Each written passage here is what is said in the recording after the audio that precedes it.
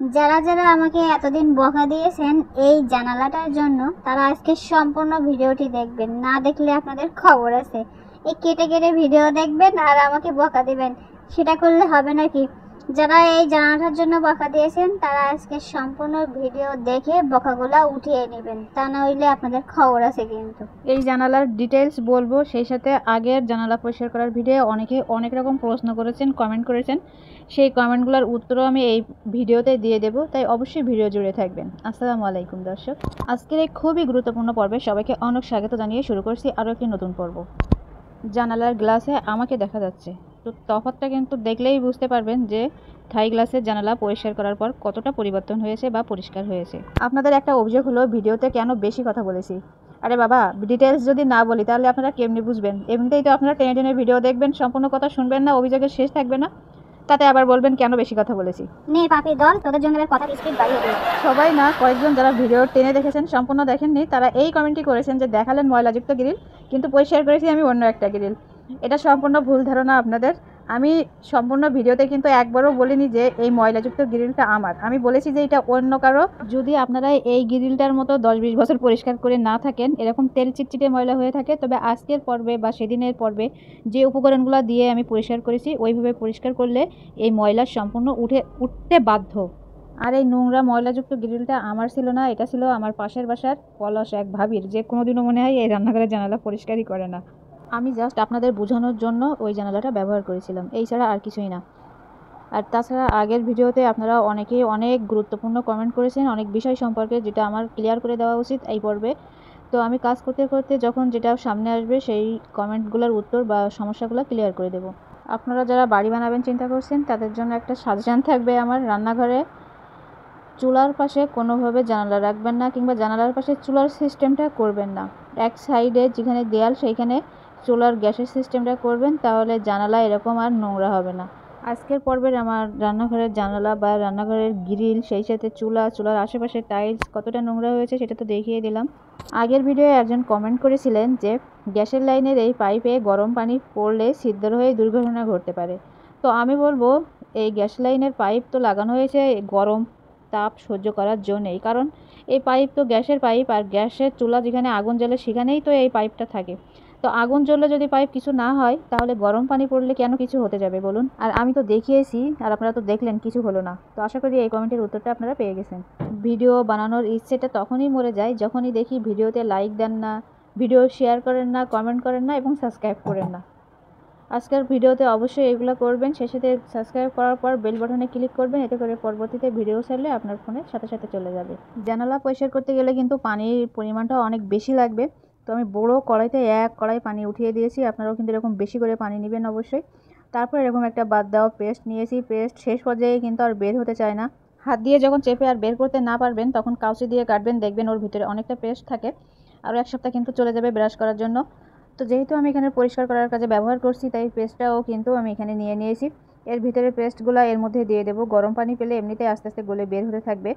তো আমি এখানে পেস্ট ব্যবহার করেছি এই জন্য যে পেস্ট তো যেহেতু পরিষ্কার করার কাজে ব্যবহার করা হয়, আর এত ময়লা এতে কিন্তু কাজ দেবে, তো আমি ফেলে না দিয়ে এই পরিষ্কার করার কাজে ব্যবহার করছি।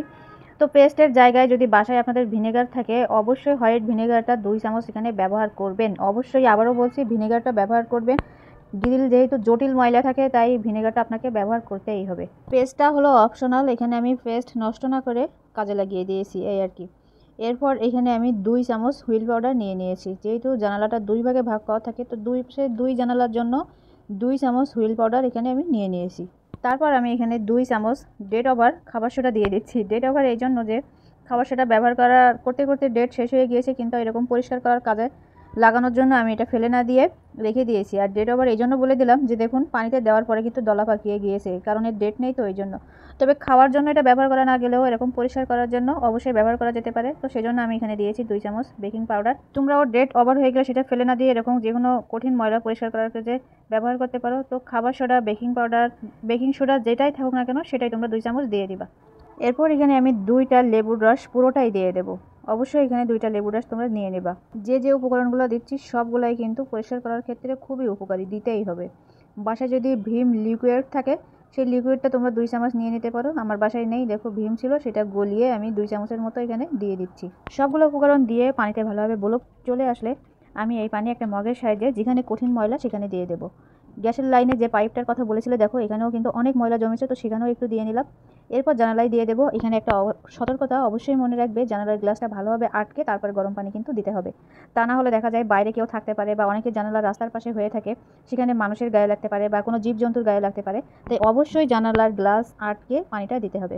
আর সমস্ত জায়গায় কিন্তু খুব ভালোভাবে দিতে হবে, গ্লাসের গায়ে দেওয়া বন্ধ করলে হবে না, কিংবা গ্রিলের প্রত্যেকটা যে রড সেই রডের গায়েও কিন্তু গরম পানি একটু একটু করে ভালোভাবে দিতে হবে। এই পানি দেওয়ার সময় একজন কমেন্ট করেছো যে আমি তো ভয়ে আছি যে গ্লাস ফেটে না যায়। না, যেহেতু এখানে চুলার পাশে এই পাইপ গ্লাস ব্যবহার করা হয়, তাপ যে লাগবে সে তো সবাই জানে। তো এইগুলো এমন জিনিস যে এখানে কিন্তু গরম পানি লাগলে বা আগুনের তাপ লাগলে কিছুই হবে না। দেখো গরম পানি দিচ্ছি আমি, কিছুই হচ্ছে না, প্লাস গরম পানিতে এমন মশলা দিছি যে পানি দেওয়ার সাথে সাথে কিন্তু ময়লাগুলো নিচে নেমে চলে যাচ্ছে। তাহলে বুঝতে পারছো যে এইগুলো কতটা কার্যকরী পরিষ্কার করার ক্ষেত্রে। তো চুলার পাশে দেয়ালেও কিন্তু তেল ময়লা ছিটকে তরকারি ঝোল ছিটকে অনেক নোংরা হয়ে যায়। এই পানিটা কিন্তু তোমরা এই দেয়ালেও দিতে পারবা, মানে একসঙ্গে চুলার পাশে যত নোংরা থাকবে সব কাজে ব্যবহার করতে পারবা। আবার একটা ভয় থাকতে পারে যে এই পানি তো ছিটাচ্ছি, এগুলো তো রান্নাঘরের নিচে গড়িয়ে পড়বে। সে কিন্তু পড়বে, এটাও সহ্য করতে হবে, নিচে পানিটা পড়বে, কিন্তু ওটা কোনো সমস্যা না। ওটা বেলচা কাটিয়ে বা কোনো কাপড় দিয়ে পানি কিন্তু তোমরা নিংড়ে ফেলে দিতে পারবা। এছাড়া চুলাটাও নোংরা হয়ে গিয়েছে, আমি সেই চুলার উপরেও কিন্তু এই একই পানি ব্যবহার করে চুলাটাও পরিষ্কার করে নেব। সব জায়গায় এরকম গরম পানি দিয়ে অন্তত 10 থেকে 15 মিনিট অপেক্ষা করব ময়লাগুলো নরম হওয়ার জন্য। 10-15 মিনিট পর এবার একটা তারের মাঝে দিয়ে সমস্ত জায়গায় কিন্তু ভালোভাবে ঘষে নিতে হবে। এখানে আরও একজন কমেন্ট করেছো যে গ্লোভস পরে নিলে হাতের ইনফেকশন থেকে রক্ষা পাওয়া যাবে। আসলে এই জানালা পরিষ্কার করাটা এতটা ঝামেলা, জানালার গ্রিল যেহেতু ছোট হয়ে থাকে, গ্লোভস পরলে কিন্তু হাত আরও মোটা হয়ে যাবে, আর গ্রিলের ফাঁক দিয়ে হাত ঢুকাতে গেলে আরও সমস্যা হবে। তাই গ্লোভস ছাড়াই আমাকে এই কাজটি করতে হবে। এই পানিটা পরিষ্কার করার ক্ষেত্রে এতটা কার্যকরী, দেখুন ময়লার সাথে সাথে গ্রিলের যে রং সেটাও কিন্তু উঠে যাচ্ছে। তাহলে বুঝুন কতটা উপকার হবে আপনার পরিষ্কার করার ক্ষেত্রে। তো সব জায়গায় এইভাবে ঘষে ঘষে সমস্ত জায়গায় আপনাকে পরিষ্কার করে নিতে হবে, যদিও এটা কষ্টের কাজ, তারপরেও কিছু করার নেই। আমার কাছে সাজেশন হলো আপনারা অন্তত মাসে একবার হলেও জানালা পরিষ্কার করবেন, তাহলে আর এতটা কষ্ট হবে না। আর যদি অনেক বেশি ময়লা পড়ে যায় সেক্ষেত্রে আপনারা কয়েকবার এরকম ধাপে ধাপে পরিষ্কার করবেন, একবারে না হলেও কয়েকবার করলে সেগুলো উঠে যাবে। তবে গ্যাসের পাইপটা অনেক সতর্কতার সাথে পরিষ্কার করবেন, যাতে কোনো রকম কোনো সমস্যা না হয়, খুলে না যায় পাইপটা, সেদিকে খেয়াল রাখবেন। তবে আরও একজন কমেন্ট করেছেন যে জানালার বাইরের দিকটা কীভাবে পরিষ্কার করবেন। এটা আপনাকে একটু টেকনিক করে করতে হবে। যেহেতু গ্লাস দুই পাশে সরানো যায়, তাই সরিয়ে এই যে গ্রিলের ফাঁক দিয়ে যতটুকু হাত বের করা যায়, মানে একটা গ্রিলের ফাঁক দিয়ে হাতটা বের করে অল্প একটু বাইরের সাইডটা পরিষ্কার করবেন এভাবে, আবার উপরে আরেক ধাপ গ্রিলের ফাঁক দিয়ে হাত ঢুকিয়ে আবার উপরে একটু পরিষ্কার করতে হবে। এভাবে জাস্ট টেকনিক করে গ্লাসটা একবার এপাশেরটা সরালেন, একবার ওপাশেরটা সরিয়ে নিলেন, এভাবে সরিয়ে সরিয়ে যতটুকু পরিষ্কার করা সম্ভব ঠিক ওভাবেই করতে হবে বুদ্ধি খাটিয়ে। এসব কাজ করতে গেলে আসলে অনেক কষ্টের ব্যাপার। তো অনেক কষ্ট করে আমি যেমন করেছি আপনাদের মাঝে শেয়ারও করেছি, তাই কষ্ট করে একটা লাইক দিতে ভুলবেন না, সেই সাথে শেয়ার করারও আবারও অনুরোধ রাখছি। আর হেল্পিং হ্যান্ড দ্বারা কাজ করালে আসলে মনের মতো হয় না। আপনারা নিজেরা যখন কাজ করবেন তখন দেখবেন কাজটা পারফেক্ট হবে। ময়লা পরিষ্কার না হওয়া পর্যন্ত নিজেরা আমরা কাজ ছেড়ে দিই না, আর হেল্পিং হ্যান্ড দিয়ে করিয়েছি বলে একটু তারতম্য হবে। তো তারপরেও দেখুন ফাইনাল লুক কেমন হয়েছে, আমার গ্লাস দিয়ে কিন্তু নিজেকে দেখা যাচ্ছে। আশা করি বিষয়টি আপনারা বুঝতে পেরেছেন যে কতটা পরিষ্কার হয়েছে। আগের গ্লাসে কিন্তু কিছুই দেখা যাচ্ছিল না, আর এবার সবটা দেখা যাচ্ছে আয়নার মতো। প্রত্যেকের ঘরে ঘরে কিন্তু এই জটিল সমস্যা আছে, আর আজকের পর্বটি যারা সম্পূর্ণ দেখেছেন আশা করি এই কঠিন সমস্যা থেকে মুক্তি পেতে পারবেন। ধৈর্য ধরে যারা ভিডিওটি শেষ পর্যন্ত দেখেছেন তাদেরকে আবারও অসংখ্য ধন্যবাদ জানিয়ে আজকের মতো চলে যাচ্ছে। সবাই অনেক ভালো থাকবেন। আল্লাহ হাফেজ।